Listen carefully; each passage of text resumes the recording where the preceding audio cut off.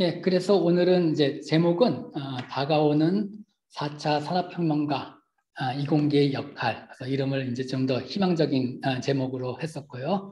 그래서 이제 오늘 할 얘기는 4차 산업혁명에서 신ICT 기술인데 사실 시간 관계상 주로 이제 여러분들이 많이 들어본 이제 AI, 인공지능과 또 이제 반도체에 대해서 약간 얘기하고요. 그리고 또 이제 무선 통신 기술. 그리고 앞으로 다가오는 무선 통신 기술은 또 어떤 것이 있을까?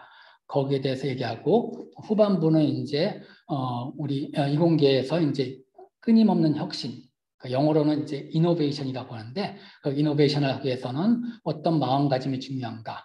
그리고 거기에서 또 하나의 제가 항상 학생들한테 얘기하는 게 있는데 인제뉴어티하고 스렌디퍼티. 그 영어인데 좀 어려울 수도 있어요. 근데 어쨌든 좀 이따 슬라이드를 보면서 이제 설명하도록 하겠습니다. 그리고 이제 마지막으로 질문 받기로 하고요. 그래서 첫 번째로 이제 항상 여러분들이 이제 중학생 때, 고등학생 때 나는 문과냐 아니면 이과냐 고민하죠. 사실 이과로 가면 그 다음에 뭐 많은 세분 분야가 있는데 중요한 건 이제 문과냐 이과냐는 여러분들이 이제 선택을 빨리 하는 것도 좋을 수가 있어요. 그럼 이제 보통 우리가 이제 문과 이과 할 때는 뭐 나는 수학을 영어보다 잘하니까 이제 뭐 수학이니까 이과로 하고 또 영어를 잘하니까 문과다. 하지만 요번에 저 이름이 생각나는데 필즈상 받은 이제 그 교수 있잖아요. 하 교수인가요? 거기 그 교수도 이제 중학교 때, 고등학교 때는 이제 구구단도 느리고 초등학교 때는 수학을 거의 포기할 뻔했다 할 정도로 수학을 못했다고 하는데 그것만 보더라도 이제 여러분들의 적성은 반드시 어떤 학과로 되는 건 아니죠. 그래서 여러분들이 이제 문과냐 이과냐 할 때 뭐 이거 농담으로 나는 뭐 공상과학 영어를 좋아한다. 스마트폰 기능을 거의 다 사용할 줄 안다. 때로는 숙제 대신해 줄 로봇이 있었으면 좋겠다 생각이 든다. 여러분들이 여기에 하나라도 속하면은 다 속하는 분이 있어요? 같이 얼굴을 보고 하지 못하니까 좀 답답하게 하는데 이런 경우에는 여러분들이 이과라고 생각해 되고 또 마지막으로 엄마 전설이 1시간 듣는 것보다 수학 문제 10분 푸는 것이 더 좋다. 만약에 이것이 또 여러분한테 행동되면은 여러분들은 이과로 가도 됩니다. 그러니까 이과는 항상 아무나 할 수 있는 것이고 반드시 뭐 수학을 잘해야지 되는 것이 아니에요. 그래서 오늘은 그 점에 대해서 얘기해 보겠습니다. 그래서 먼저 신ICT 기술의 본질, 전망에 대해서 얘기하면요. 그래서 오늘은 아까 얘기했지만 뭐 자율주행, 드론, 뭐 블록체인 많이 있는데 오늘은 주로 시간 관계상 인공지능과 또 무선 통신, 요즘 뭐 5G, 6G 통신에 대해서 얘기했잖아요. 거기에 대해서 한번 간단하게 얘기해 보겠습니다. 그래서 제가 먼저 우리가 이제 인공지능 하면 제일 먼저 생각나는 것이 뭐냐면은 바로 이세돌과 알파고, 이제 바둑을 사람과 컴퓨터가 하는데 바둑 장기는 몰라, 체스는 몰라도 바둑은 워낙 아주 경우 수가 무궁무진하기 때문에 이제 사람이 그래도 컴퓨터 프로그램보다는 앞선다고 했는데 그 당시에 이제 이세돌이 알파고에 지면서 이제 큰 충격을 가져왔죠. 그래서 2016년 이후로 제 기억에 2017년 때는 너도 나도 다 AI 하면서 컴퓨터공학과, 전산학과, 통계학과, 이제 빅데이터가 대세다라고 했어요.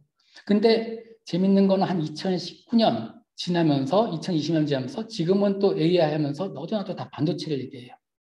왜 하드웨어가 그렇게 중요하냐면은 물론 소프트웨어가 중요하죠. 그런데 중요한 것은 뭐냐면 하드웨어의 발전 속도가 소프트웨어에 비해서 너무 지금 느린 거죠. 그러니까 우리가 하고 싶은 거는 훨씬 많은데 알고리즘도 복잡하고 많은데 어떻게 보면 하드웨어의 반도체의 성능이 아직 전력 소모랑 하는 것이 따라오지 못하기 때문에 결국은 반도체의 기술이 앞으로 4차 산업혁명의 성패를 가져올지 모른다 하고 제가 이제 한 3, 4년 전에 이제 발표한 적이 있습니다. 그래서 오늘은 한번 거기에 대해서 한번 얘기해 보겠습니다. 그래서 먼저 우리가 그 반도체를 얘기하기 전에 왜 인공지능이 요즘 이렇게 핫한가? 사실 인공지능은 제가 대학교 때 유학 갈 때 전자공학과에서 제일 공부 잘하는 선배님들이 AI 그 당시에 막 갔어요. 근데 그 당시에 AI는 뭐였냐면은 그야말로 아이로봇, 감정을 가지고 인간처럼 생각할 줄 알고 또 판단할 수 있는 그런 새로운 감성을 가진 어떤 로봇을 구현하는 프로그램을 만들자 하는 게 AI의 시초였습니다. 그런데 그리고 나서 이제 한 10년 뒤에 다들 후회했죠. 실제로 그런 프로그램은 컴퓨터는 존재할 수 없고 불가능하다 하는 것이 판명되면서 사실 AI는 2000대 와가지고 갑자기 인기가 없어지고 되게 비인기 종목이 됐었어요. 그런데 갑자기 또 요즘 막 다 AI 하죠. 그 중에 하나의 큰 역할을 하는 것이 바로 구글입니다. 구글의 알파고.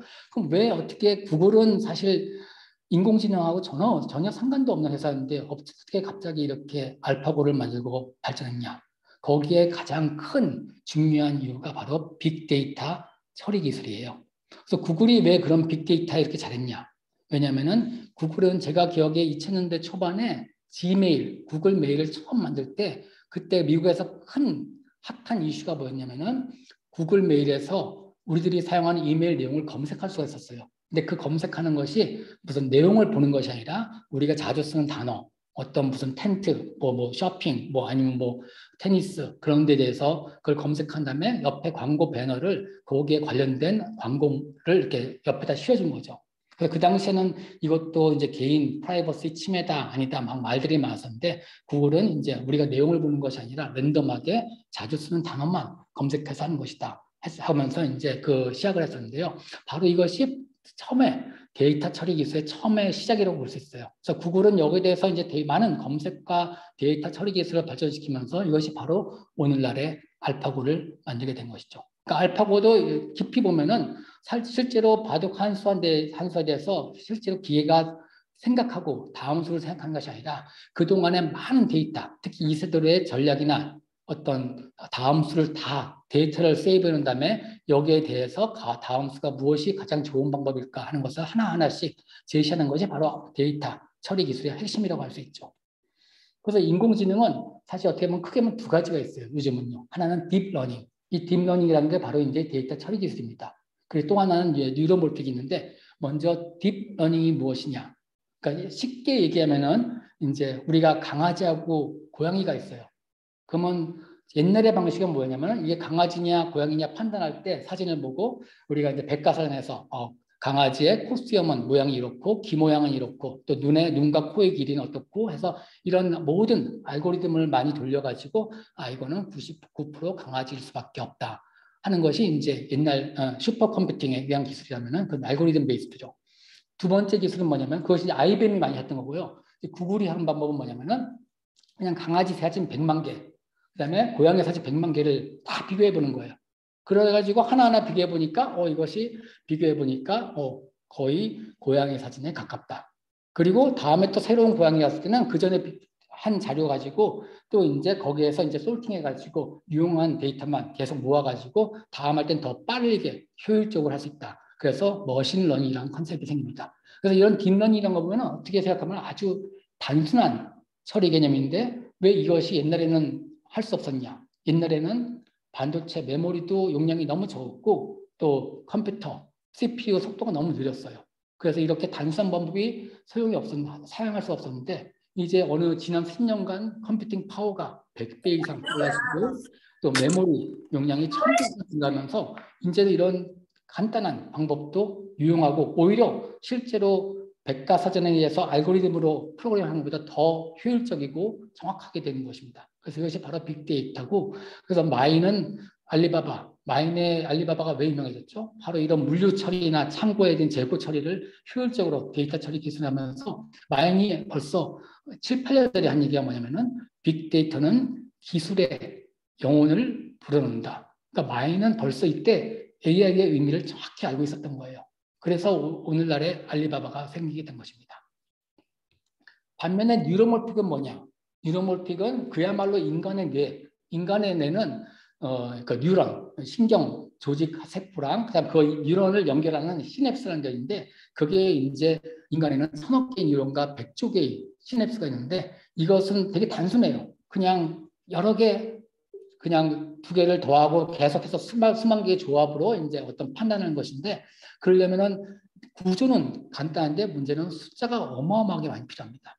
그래서 이런 간단한 구조를 어떻게 하면 효율적인 저전력을 해가지고 실제 내 모양을 구현할 수 있냐 하는 것이 바로 이제 뉴러몰픽 뉴로몰픽이랑 몰픽이란 건 모방한다는 뜻이죠. 뉴론은 이제 뉴론, 신경을 모방한다는 것이고 이것이 또 하나의 인공지능의 트렌드라고 할 수 있는데 이것도 이제 많은 연구기관이 하고요. 또 IBM의 트루노스는 이제 10,000분의 1 전력을 쓰면서 54억 개의 트랜지스터를 전부 다 직접 회로로 만들었고 인텔 로이도 이제 인간과 아주 근접한 이제 뉴로몰픽 칩을 만들었는데 사실 수년 전만 해도 인텔 스스로 인정했어요. 아직까지도 이제 바닥까지의 뇌 수준이다. 그거밖에 안 된다. 그래서 왜 하필 바닥까지의 뇌냐 하면은 여러분들 네이버에서 바닥까지의 뇌하고 찾아보면 첫 번째 앞부분에 많이 나오는 게 뭐냐면은 바닥까지는 뇌가 있나요? 없나요? 바닥까지는 문외의 동물입니다. 뇌가 없습니다. 하고 막 있습니다. 없습니다. 막 그렇게 할 정도로 바닥까지는 뇌가 아주 조그맣게밖에 없어가지고 사실적으로 이제 의미가 없는 것이죠. 그래서 이것이 현재 오늘날의 인공지능의 현실이고 아직까지 우리가 아이로봇을 만들기에는 정말로 인간을 옆에서 대화를 하고 그러니까 데이터에 의한 대화가 아니라 정말로 판단해가지고 슬퍼하고 감정을 가지는 로봇을 만들기는 아직까지 힘든데 그 이유가 하드웨어 그리고 전력 소모가 너무 많다는 것이죠. 인공지능의 불편한 짓을 이건 제 개인적인 게 아니라 최근에 이미 작년 불과 1년 전에 작년 전에 조선일보에 나왔지만은 우리가 알고 있던 IBM의 왓슨이나 또는 구글의 딥마인드 알파고 전부 다 지금은 마케팅에서 별로 성공하지 못하고 어떻게 해야 될지 모르겠다. 그래서 사실적으로는 고지덩이가 됐다. 이것이 무엇을 의미하냐면은 많은 홍보를 하고 하긴 좋지만 실질적으로 이 AI를 연구하기에는 아직까지는 우리가 아는 간단한 무슨 빅스비나 아니면 음성 인식 같은 거 정도밖에 아직까지는 갈 수밖에 없다는 거죠. 그래서 아직까지도 많은 연구가 필요하고 이 부분에서 많은 혁신이 필요하다고 알고 있습니다.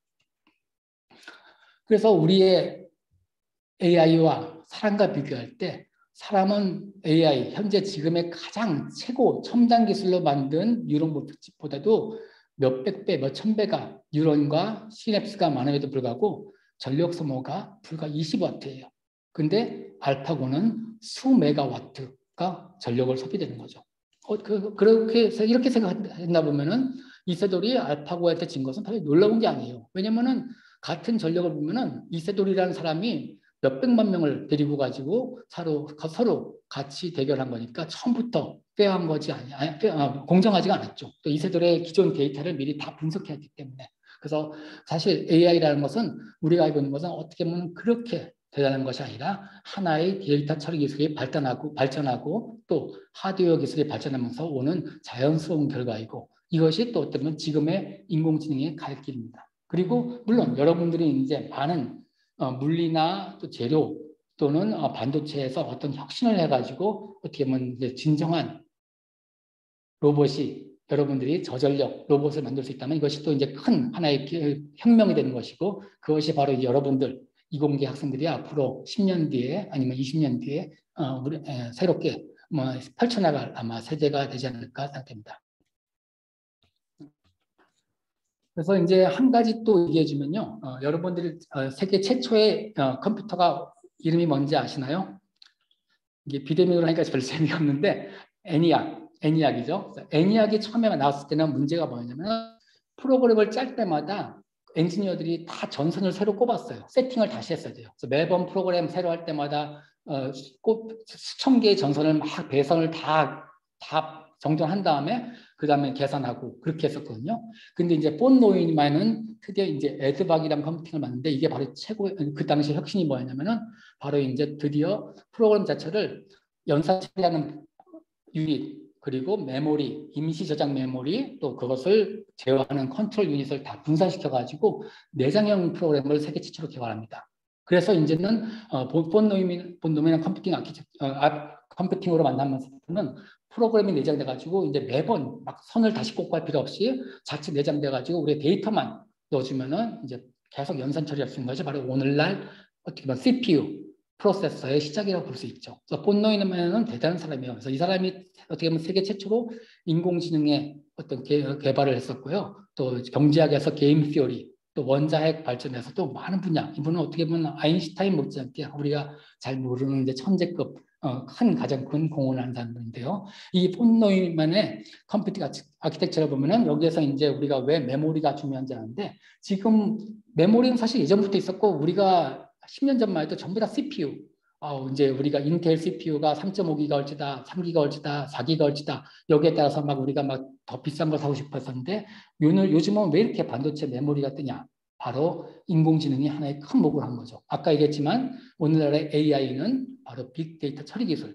그래서 빠른 것도 중요하지만 방대한 데이터를 처리하다 보니까 이제는 메모리가 성능이 중요한 거예요. CPU는 빠른데 메모리랑 CPU랑 서로 대화를 해야 되잖아요. 근데 그 대화 통신을 하는데 메모리가 너무 느리고 또 메모리하고 CPU가 연결 속도가 너무 느리면은 빨리 빅데이터 처리 기술을 할 수 없는 것이죠. 그래서 이제는 고성능 메모리가 더 필요하고 그래서 지금은 심지어 메모리 안에다가 프로세서를 집어넣는 그런 프로세싱 메모리 같은 기술도 많이 나오고요. 그것이 이제 오늘날의 어떻게 보면 AI 칩의 어떤 현 주소라고 볼 수 있습니다.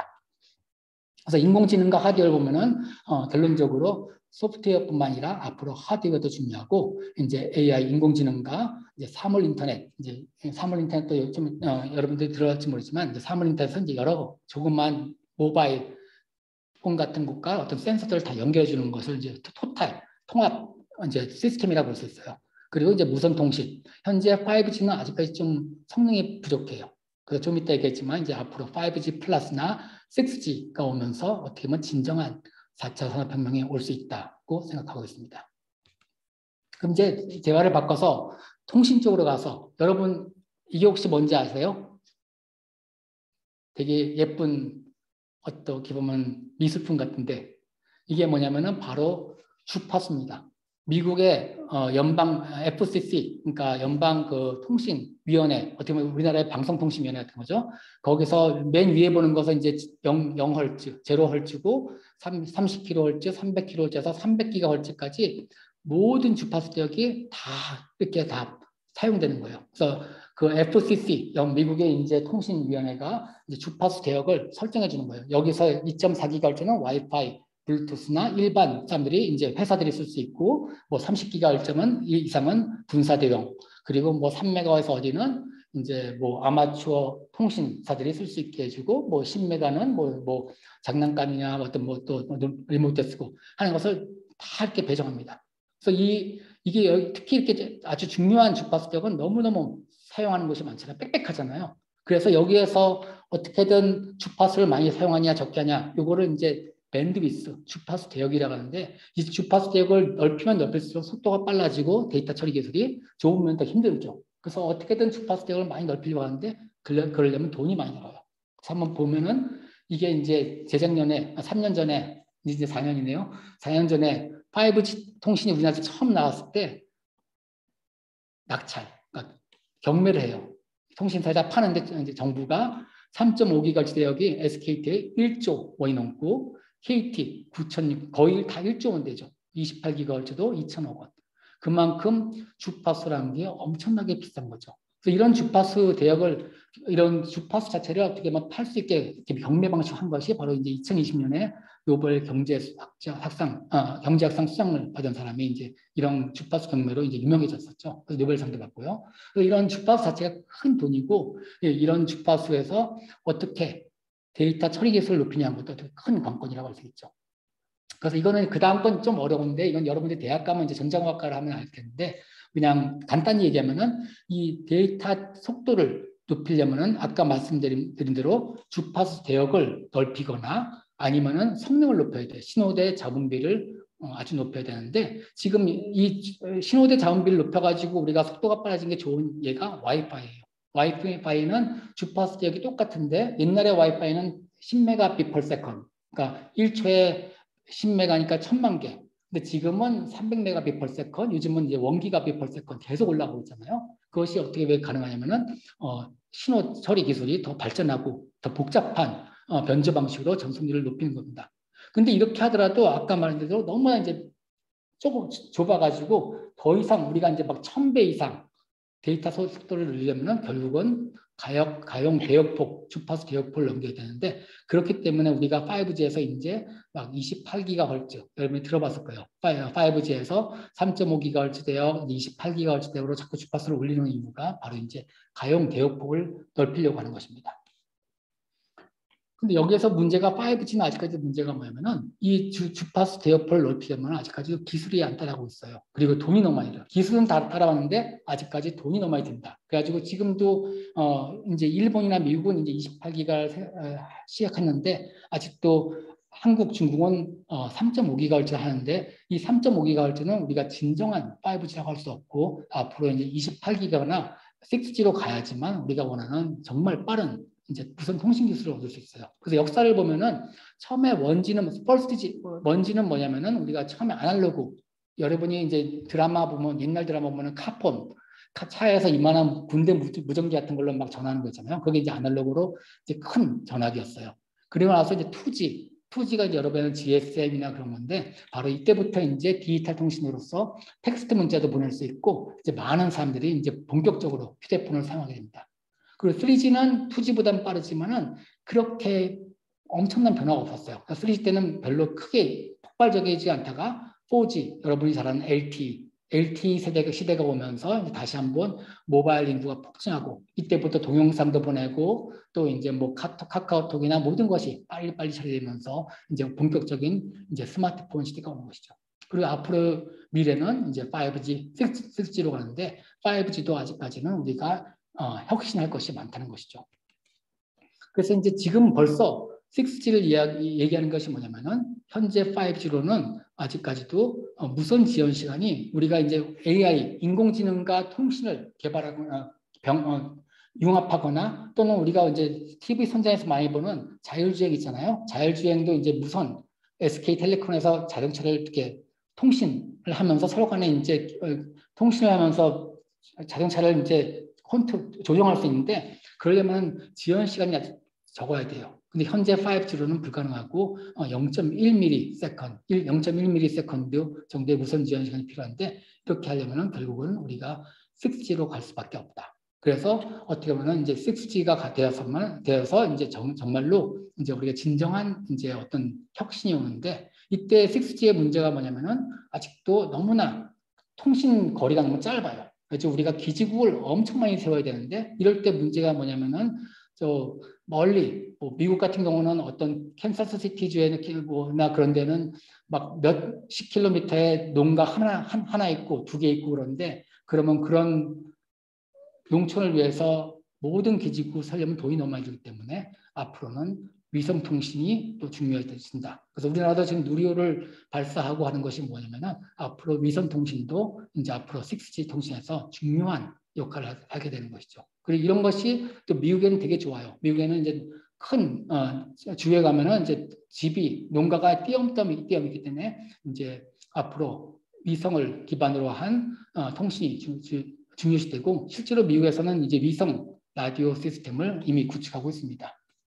그래서 이런 위성통신 옛날에 모토로라가 사실 위성통신 셀룰라폰 모바일 폰을 처음 개발했는데 그 당시만 해도 모토로라 결국은 그것 때문에 망한 것도 있어요. 근데 그 이유가 뭐냐면은 그 당시에는 위성통신을 띄우려면은 한 개 발사하는데 50억 불, 그러니까 5조 원이 들었습니다. 근데 지금은 스페이스X는 왜 가능하냐?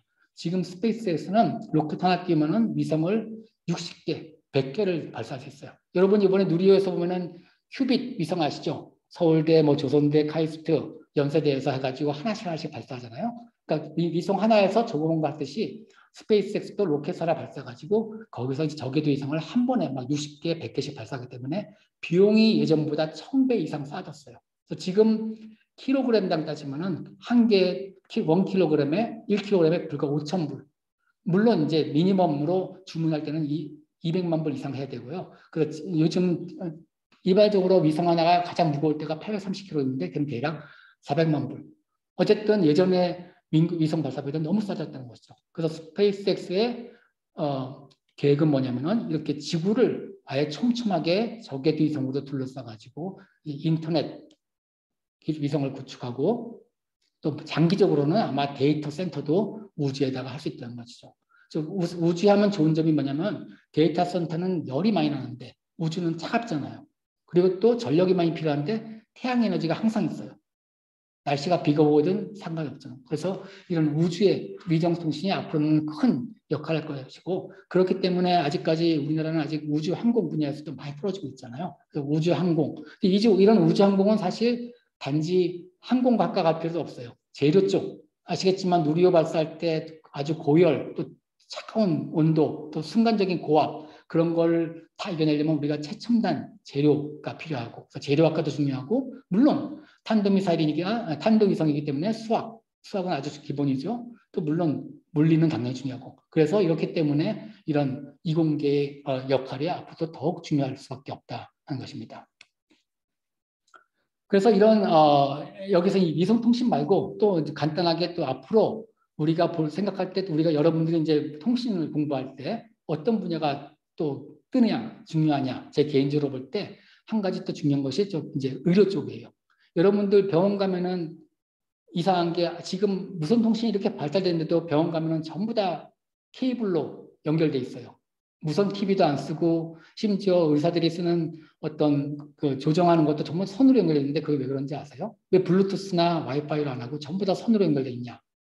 왜냐하면 아직까지 블루투스나 와이파이는 안전하지가 않아요.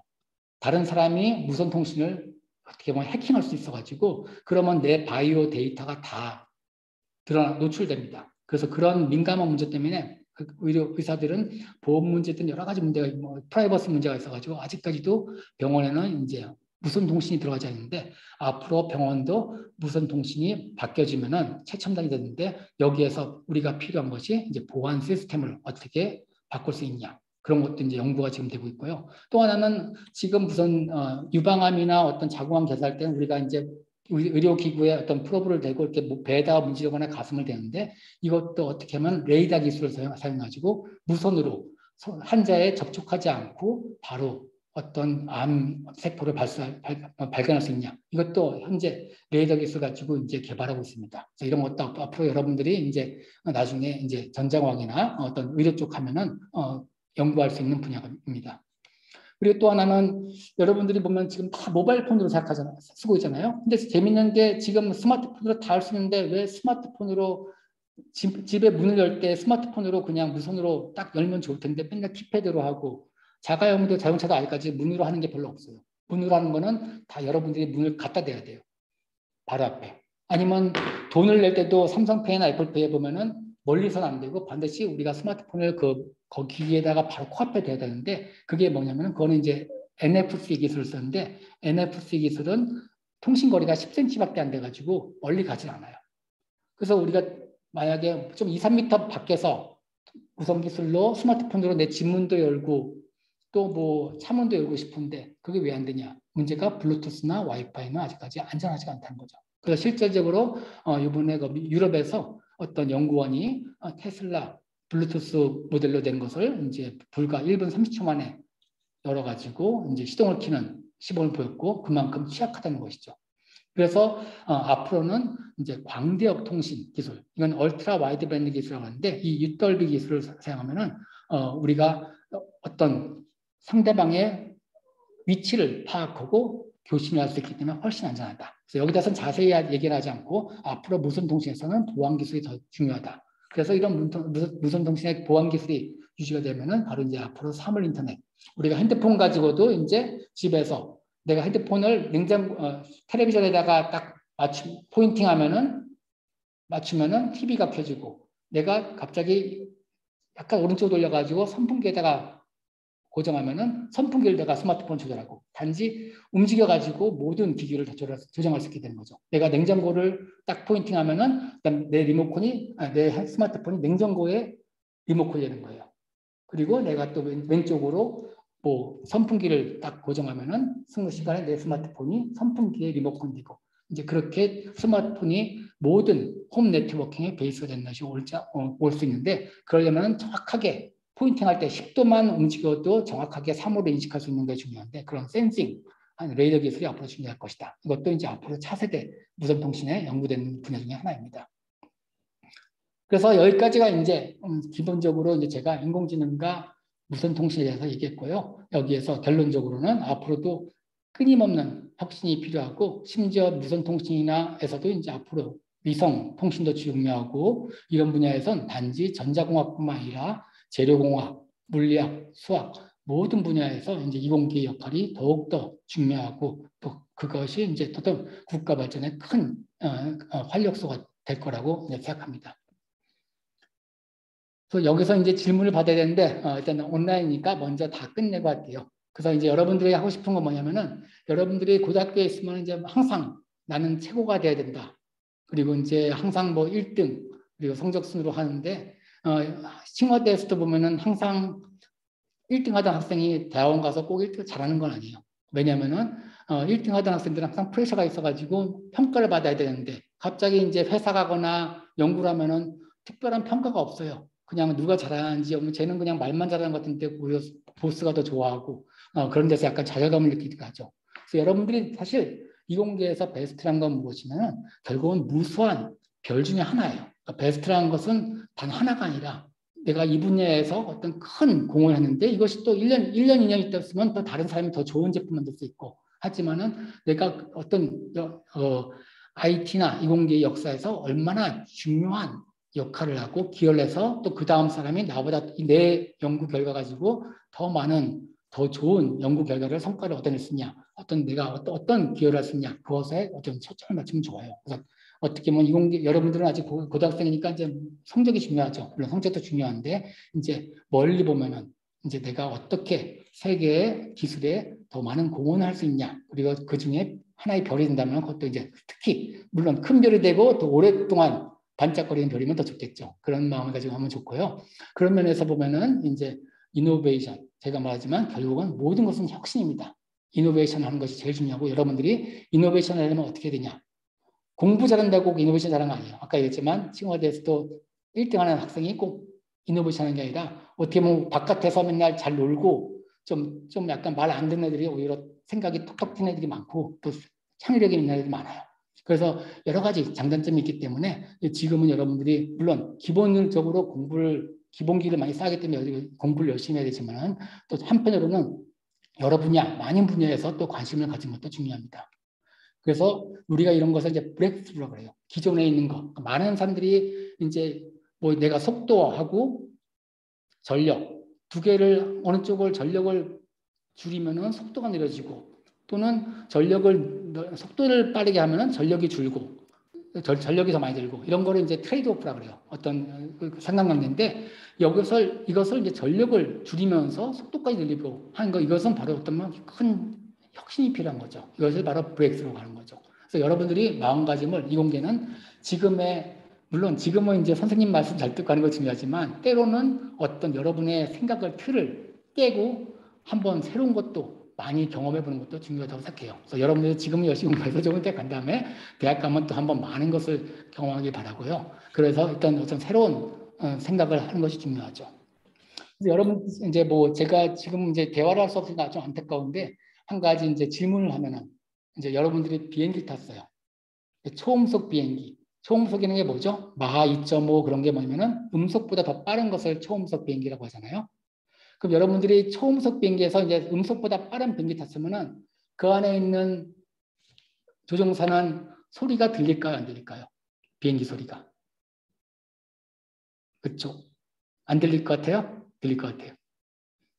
왜냐하면 비행기 내는 소리보다 더 빨리 가니까 사실 들을 수가 없어요. 그래서 조종사 들릴 수 있는 소리는 내부 진동 소리, 우웅 하는 것까지 들지만 비행기 엔진 소리는 들을 수 없죠. 왜냐하면 자기네가 내는 소리보다 더 비행기가 빨리 가니까. 근데 이게 처음부터 빨리 간 게 아니라 처음에는 서서히 가다가 이제 서서히 음속을 돌파하는 순간에 어떻게 되죠? 내가 음속을 돌파하면은 그 전에 했던 과거의 소리까지 앞질러 가는 거예요. 그래서 과거의 에너지와 모든 걸 끌어가면서 이제 음속을 돌파하는 순간에 빵 하는 소리가 나는 것이 바로 이것이 뭐냐? 이것이 바로 소닉 붐이라고 그래요. 그래서 옛날에 콩코드 여기가 있었는데 콩코드 여기가 결국은 미국에서 허가를 안 해서 없어져 버렸는데 이유가 뭐냐? 소리가 너무 커서 많은 불만이 있었어요. 그러니까 이게 음속을 돌파할 때 여러분이 이제 공군기지 옆에 뭐 집이 있다 하는 사람들 알겠는데 가끔 막 대포 터지는 소리 들리는 게 뭐냐면은 이 마하 비행기가 제트기가 음속을 돌파할 때 이렇게 빵! 과거 에너지와 현재 에너지와 모든 게 합치면서 순간적으로 이제 그거를 뚫고 이제 소리가 없는 세상으로 돌파하기 전에 이제 빵 소리 나는데 그게 소닉붐인데 이 소리가 너무 커가지고 이제 이것 때문에 이제 문제가 많아서 이제 제트 공군용으로만 쓰다가 최근에 다시 많은 비행사들이 지금 이제 다시 초음속 비행기를 개발하고 있어요. 이제 조만간 여러분들이 볼 거예요. 지금 이제 이런 소닉붐을 줄이는 기술이 많이 개발돼 가지고 이제는 저 소음을 많이 줄이고 이제 초음속 비행기가 이제 조만간 나올 겁니다. 그래서 이제 그때 되면은 아마 유럽 가운데도 이제 아마 3시간이면 갈 수 있고 할 수도 이제 이제 세상이 곧 올 겁니다. 그래서 이런 소닉붐을 보고서 이제 아이디어가 뭐냐? 이제 제가 여러분들 말하고 싶은 건 만약에 내가 빠른 비행기 로켓을 개발해 가지고 어느 순간에 빛보다 더 빨리 가요. 빛보다 빨리 가서 결국은 빛 속도를 넘어가면은 빵 터지면은 결국은 내가 그 순간에 과거의 앞에 갔던 빛도 볼 수 있으니까 결국 내가 과거를 볼 수 있는 거죠. 이것이 뭐죠? 바로 타임머신입니다. 그래서 여러분들이 백투더 퓨처 봤었나요? 영화 알아요? 백투더 퓨처? 백투더 퓨처가 보면 여기 보면은 자동차가 가다가 어느 순간에 이제 번개 에너지를 받고 엄청나게 빨라가지고 순간적으로 하얀 성광이 난 거죠. 이 하얀 성광이 뭐냐면은 바로 이 순간에 자동차가 빛의 속도를 초과해가지고 그때 이제 소닉붐처럼 하얀 에너지가 빛의 에너지는 하얀색이니까 다 모였을 때 하얗게 빵 하면서 순간적으로 사라지고 그때부터 과거도 갈 수 있고 또 미래도 갈 수 있는 것이죠. 근데 이것은 말이 안 된다고 한 사람이 있었죠. 바로 누구죠? 바로 알버트 아인슈타인입니다. 알버트 아인슈타인이 하는 것은 뭐냐? 바로 이제 특수 상대성 이론인데 먼저 보면은 여기서 한 가지 문제가 뭐냐면 우리가 뉴턴의 법칙을 보면은 알겠지만은 우리가 이제 여기에 속도가 있는데 우리가 여기서 이제 기차를 타고 가 있어요. 기차가 가는데 우리가 기차 안에 있는 사람이 어떤 핸드라이트를 딱 켰어요. 불을 딱 켰어요. 그러면 이제 플래시에서 빛이 일로 딱 뻗어갈 거 아니에요? 그럼 이때는 빛의 속도로 가죠. C. 그렇죠? 빛의 속도로 가는데 만약 기차 밖에 있는 사람이 볼 때는 이 빛의 속도는 어떻게 되죠? 기차 속도가 V라고 하면은 광속도는 C니까 밖에서 볼 때는 V 플러스 C가 돼야 되는 거예요. 근데 그렇지가 않다는 것이죠. 항상 C다는 거죠. 그래서 여러분이 왜 특수상대성 이론의 가장 핵심적인 가정 또는 결론이 뭐죠? 빛의 속도는 언제나 일정하다. 근데 빛의 속도가 일정하다는 게 왜 상대성 이론이 될까요? 상대성이란 건 상대적인 건데 그럼 빛의 속도가 막 바뀌어야지 상대성 이론인데 왜 특수상대성 이론의 가장 핵심은 빛의 속도가 일정하다는 것일까? 그 뜻이 뭐냐면은 바로 이겁니다. 기차 안에서 볼 때는 C고 기차 밖에서 볼 때도 C예요. 그 속도가 변하지 않는 건 뭐냐면 바로 기차 안에 있을 때 기차 밖에서 기차 안에 사람들을 볼 때는 기차 안에 사람들은 빨리 가는 사람들은 시간이 더 천천히 가고 또 속도가 빠를수록 더 무거워지고 하는 어떤 그 시간과 공간이 바깥에서 볼 때와 안에서 볼 때 서로 다르게 된다는 것이죠. 왜 다르냐면은 밖에서 볼 때와 안에서 볼 때 항상 빛의 속도가 같은 콘스턴트 상수가 되기 위해서 결국은 시간과 좌표가 상대적으로 바뀐다 하는 것이 어떻게 보면 특수 상대성 이론의 핵심입니다. 그래서 여기 보면은 이제 우리가 로켓을 볼 때 이 로켓대에서 물건이 떨어지고 올라갈 때 이 안에서 볼 때는 똑같이 2D인데 이 속도를 보면은 이 밖에서 보면은 이제 이 밖에서 보는 사람은 결국은 시간이 더 늘어날 수밖에 없다는 것이죠. 그래서 여러분들이 인터스텔라 영화를 보면은 로켓을 타고 파리 갔다 온 사람들이 이제 다시 돌아와 보니까 자기는 아직도 젊었는데 거기 있던 사람들은 많이 늙었잖아요. 그게 뭐냐면은 바로 빛의 속도로 이 로켓이 빨리 가면 빨리 갈수록 이 안에서는 상대적으로 시간이 더 늦게 가는 거예요. 내가 여기서는 1분 지났으면은 바깥 세계에서는 1시간이 지나는 거죠. 그것이 바로 이제 상대성 이론입니다. 근데 그게 왜 가능하냐면은 바로 빛의 속도는 바뀌지 않고 같은 빛의 속도를 유지하기 위해서는 바깥쪽의 상대 좌표, 시간과 공간 좌표와 안의 좌표는 서로 간에 다르게 돌아가는 거죠. 그래서 내가 만약에 빛의 속도가 아니라도 빛의 속도에 엄청 가까운 로켓을 타고 1년을 갔다가 지구로 다시 돌아오면은 지구는 시간이 훨씬 많이 가는 거죠. 더 빨리 갔으니까. 그래서 내가 돌아왔을 때는 지구는 이미 20년이 지나가지고 어떻게 보면 내가 미래를 보는 거죠. 나는 1년간 로켓 타고 돌아왔는데 지구는 벌써 20년의 세월이 흘러가지고 지구의 미래를 보고 있는 것이 바로 어떻게 보면 타임머신의 컨셉입니다. 그러면 이제 또 하나 재미있는 거는 이제 그 다음에 더 좀 일반 상대성 이론이에요. 일반 상대성 이론은 뭐냐면은 거기서 더 나가지고 빛은 항상 속도는 일정한데 단지 빛은 어떤 질량이 있는 물체가 있으면 휘어질 수 있다. 그러니까 빛이 휘어질 수 있다는 건데 그럼에도 불구하고 빛의 속도는 항상 컨스턴트, 상수다. 그래서 이것을 유지하기 위해서는 시공간이 결국은 질량이 무거울수록 더 찌그러질 수밖에 없다는 거죠. 그래서 이 물건이 무게가 질량이 많을수록 시공간이 찌그러지고 따라서 이런 질량이 많을수록 이런 시공간의 비틀림에 의해서 어떤 작은 물건을 당길 수밖에 없다. 이게 바로 중력의 만유인력이 중력이 발생하는 이유라고 볼 수 있어요. 그러니까 중력은 어떻게 보면 시공간의 비틀림, 그러니까 질량이 큰 물체가 빛을 휘게 함으로써 시공간이 비틀어지면서 어떻게 보면 작은 질량의 물건을 끌어당기는 거죠. 여러분 침대에서 큰 무거운 공을 놔뒀을 때 매트리스가 이렇게 내려가서 자원공이 따라오는 것처럼 이것이 바로 중력이죠.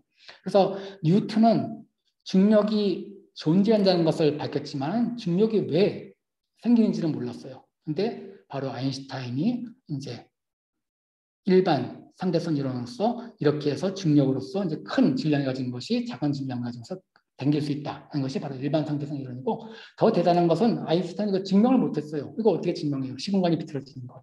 근데 몇 년 뒤에 이제 다른 과학자가 이제 계기 있을 때 별의 위치가 태양 뒤에 있어서 보이지 않는데 이것이 휘어져 가지고 보인다. 그래서 실제 계산한 각과 관측 감각 사이에 오차가 있는 것을 보고 결론은 빛이 휘어져야지만 우리가 볼 수 있는 각도이기 때문에 이제 빛이 휘어진다는 것을 이제 처음으로 증명으로써 이제 아인슈타인의 일반 상대성 이론이 이제 증명이 되는 어떤 또 획기적인 것이 이제 49년인가 이거 기억 안 나는데 어쨌든 그 당시 있었죠. 그래서 이것이 그만큼 이제 아인슈타인은 대단하고, 그래서 제가 여기에 보고 싶은 뭐냐면 이 인제뉴이티는 뭐냐면 바로 천재성입니다. 그러니까 아인슈타인 같은 사람은 바로 이제 모든 것이 세계 우주에 이런 블랙홀이나 어떤 심지어 빛이 휘는 거 이런 것도 증명도 안 했는데 머릿속에 이미 있는 거예요. 그리고 뉴턴도 마찬가지고, 또 뭐 여러분들이 아마데우스 영화를 봤는지 모르지만 저는 아마데우스 영화를 되게 재밌게 봤는데, 아마데우스 모차르트 같은 경우는 모든 곡이 이미 머릿속에 다 있는 거죠. 그래서 단지 이 노트, 작곡, 글을 쓰는 것은 머리에 있는 것을 바로 한 번에 모든 오페라의 곡을 다 쓰는 것 자체, 이런 것을 바로 천재라고 합니다. 그럼 여러분들 제가 이 얘기를 왜 하냐면은 여러분들 이공계 가면 한 가지 다들 많이 컴플렉스가 뭐냐면 나는 머리가 안 좋아서 도저히 과학자가 될 수 없어. 그런 얘기를 많이 하는데, 사실 제가 지금 말하는 이런 모차르트나 아인슈타인이나 뉴턴 같은 거는 1세기에 몇 명 안 나오는 어떤 위대한 천재이고, 이런 사람들은 여러분들이 친구로만 평생 살면서 한 번이라도 만났다면 이건 큰 영광이에요. 실질적으로 이런 사람은 존재하지 않는다. 거의.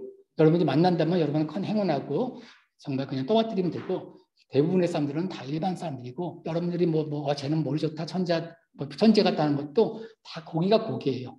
걔네들이 기억력이 좋으면은 또 어떤 인투이션, 직관력이 안 좋은 애들이 있고, 또 직관력이 좋은 애들이 또 창의력이 좋은 애들도 많아요. 그래서 꼭 암기자라거나 아니면 막 머리가 빨리빨리 돌아가는 거랑 또 큰 것을, 어떤 큰 흐름을 보고 이해하는 거랑 받아들이는 거랑 전혀 다르기 때문에 모든 거에서 분야에서 이런 사람도 필요하고 저런 사람도 필요하기 때문에 결국은 여러분들이 할 수 있는 건 많고 반드시 이런 천재가 될 필요 없다는 걸 저는 다시 한번 강조하고 싶어요.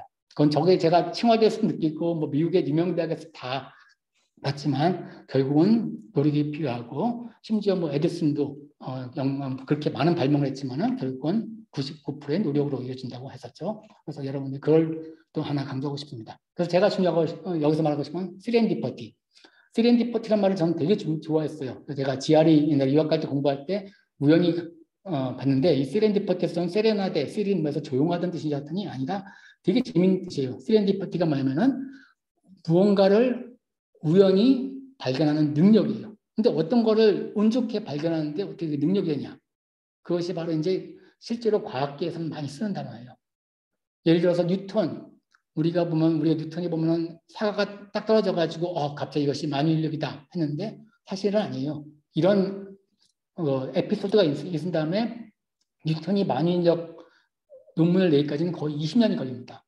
그러니까 어떻게 보면 이거는 재미있게 하려고 한 거고, 실제로는 과연 사과가 뉴턴에게 어떤 영감을 줬냐 그건 모르겠지만, 적어도 만약에 가능했다면 그 이유가 뭐냐면 뉴턴은 왜 우주의 모든 물질들이 이렇게 평형을 이루고 어떤 힘으로 이렇게 밸런스를 가지고 존재할 수 있냐, 그런 걸 많이 고민하다가 이게 딱 떨어지면서 어떤 영감을 받은 거죠. 결론은 여러분들이 많이 고민하고 또 왜 그런지 알려고 하다가 어떤 현상이 딱 나왔을 때 거기서 어떤 트리거링이 되는 거죠.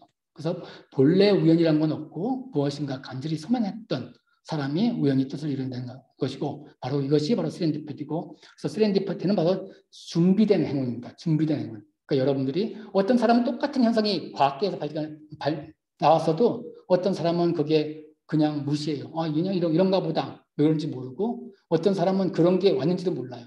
또 어떤 사람은 이걸 보고 이게 왜 그럴까? 끊임없이 그걸 호기심을 가지고 하는 것이 그래가지고 새로운 걸 발견하는 것이 있는 것이죠.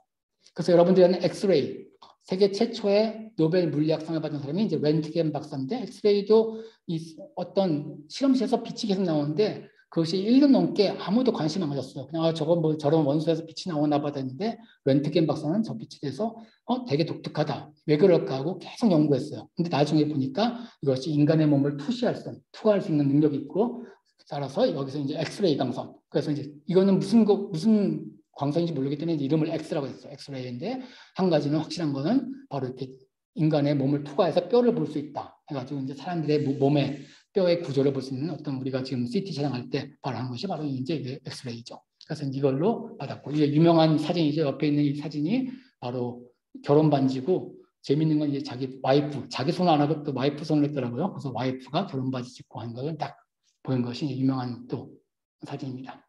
그리고 페니실린은 인류 역사상 최초의 항생제, 세균 감염할 때 치료할 수 있는 항생제인데 이것도 어떻게 발견됐냐면은 그 포도 항생균을 놔뒀는데 나중에 보니까 며칠 있다 보니까 푸른 곰팡이가 있었는데 그 푸른 곰팡이들이 이 균들을 다 죽여버리는 거예요. 며칠 있다 보니까 다 없었어요. 그래가지고 이 푸른 곰팡이가 도대체 무슨 작용을 하냐 하면서 그거를 연구하다 보니까 이게 이제 세균을 죽이는 역할을 한다 해가지고 바로 발명된 것이 바로 페니실린. 포스트잇도 원래 개발된 동기가 초강력 접착제, 초강력 본드를 만들려고 했었는데 실패했어요. 결국은 쓸모없어가지고 그냥 버리려고 했었는데 누군가 이걸 가지고 막 붙였다 뺐다 하다 보니까 이것도 쓸 때가 메모지를 쓰면 좋겠다 해가지고 한 것이 바로 포스트잇이고요. 뭐 잘 알겠지만 보톡스도 원래는 눈가의 떨림 현상을 없애는 주름 현상, 떨림을 방지하는 어떤 그런 약이었는데 이것이 이제 주름도 없애는 거기 때문에 이제 미용 제품으로 이제 대인기를 받게 되었죠. 그래서 이런 것들이 어떤 사람들한테는 많이 봤는데 그냥 지나갈 수 있고 어떤 사람한테는 우연히 올 수 있는데 이런 것들이 행운일 수 있지만 여러분들이 또 계속 그것을 끊임없이 탐구하고 또 왜 그럴까 고민하고 함으로써 어떤 위대한 발견을 할 수 있는 것이죠. 그래서 어떻게 보면 위대한 발견은 꼭 머리가 좋아서가 아니라 또 나의 끝없는 탐구, 정신과 능력 그런 것도 중요하고 결국 마음가짐이 중요하다 하는 것을 오늘 다시 한번 강조하고 그래서 이공계가에서는 끊임없는 탐구 정신과 또 지금의 어떤 새로운 무조건 지금은 물론 고등학교 때는 어쩔 수 없이 아시아계 문화에서는 뭐 주입식이지만 때로 이제 대학 가면은 새로운 것을 많이 또 경험하고 또 많은 새로운 프로젝트도 해보고 하는 경험을 사는 것도 중요하다고 생각합니다. 그래서 결국은 에리튜드가 이제 모든 것을 그러니까 마음가짐, 태도를 바꿀 수 있는 것 같고요. 저도 여기서도 학생들 지도해보고 15년 넘게 지도했지만 결국은 우수하고 누가 연구 성과를 많이 내냐. 그러니까 공부 잘하는 건 틀린 것 같아요. 누가 연구 결과를 좋은 결과를 내는 것은 결국 창의력 나서인데 창의력은 끊임없는 도전 정신이에요. 누가 더 도전 많이 하고 더 탐구할 수 있고 하는 것이 중요한 것 같습니다. Attitude can make difference. 그래서 이것을 수학적으로도 증명할 수 있어요. 그래서 제가 다음에 여기 소리가 들릴지 모르겠는데 한번 보겠습니다. 소리 들리나요?